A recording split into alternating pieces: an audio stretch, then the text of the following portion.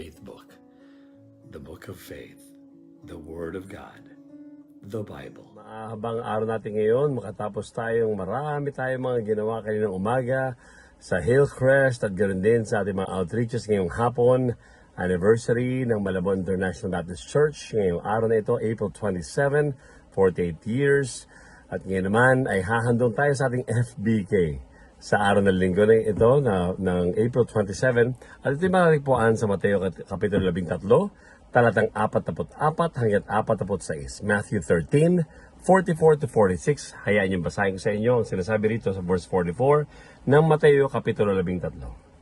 Sinabi pa ni Jesus, ang kaharian ng Diyos ay katulad ng kayamanan nakabaon sa isang bukid. Nang mahukay ito ng isang tao, itinago itong muli. At sa tuwa, siya'y umuwi. At ipinagbili niya ang lahat ng kanyang ari-arian at binili niya ang bukid na iyon. 45. Ang kaharian ng Diyos ay tulad din nito.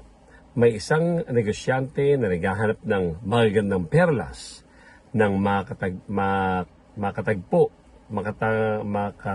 siya ng isang mamimili ng perlas. Ipinagbili niya ang lahat ng kanyang ari-arian at binili ang perlas na iyon. Dalawang ehemplo ito na nakita natin. Una sa lahat, yung nakakita ng kayamanan sa bukid, binenta lahat ng kanyang ari-arian para bilhin yung bukid. Tapos yung isa naman negosyante, nakita ng bibili may nagbibenta ng perlas at yung perlas na binili niya at lahat ng ari-arian niya ay binenta niya.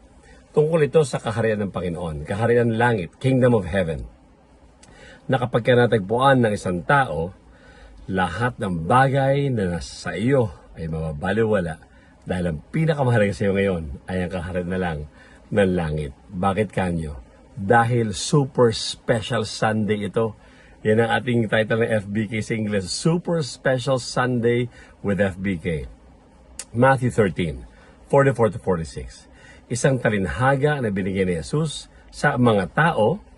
Ito'y merong katotohanan sa lupa at meron din aral na tungkol sa langit. Ano yung katotohanan sa lupa? Maaari tayo makakita ng isang mahalagang bagay sa isang bukid, parang ginto. Bebenta mo lahat para mabiling bukid yun kasi merong ginto sa ilalim. At pwede ka rin maging negosyante, nakita rin isang perlas na napakaganda at napakamahal. Benta mo lahat para makakuha mo yung isang perlas na yun. So merong katotohanan sa buhay natin. Pero meron din aral ito tungkol sa langit, Kingdom of Heaven. At ganun po ang tinuturo sa atin ng Panginoong Jesus. Gaano natin pinapahalagahan ang kaharian ng langit, kaharian ng Panginoon sa langit. Yan ang ating super special Sunday with FBK, Matthew 13, 44 to 46. Ang ating dalangin sa Panginoon, huwag tayo mabulag ng kayamanan ng sanlibutan ito. Kung hindi, tumingin tayo sa kayamanan na ating iniimbak. Papunta tayo sa langit dahil doon tayo mabubuhay magpakailanman.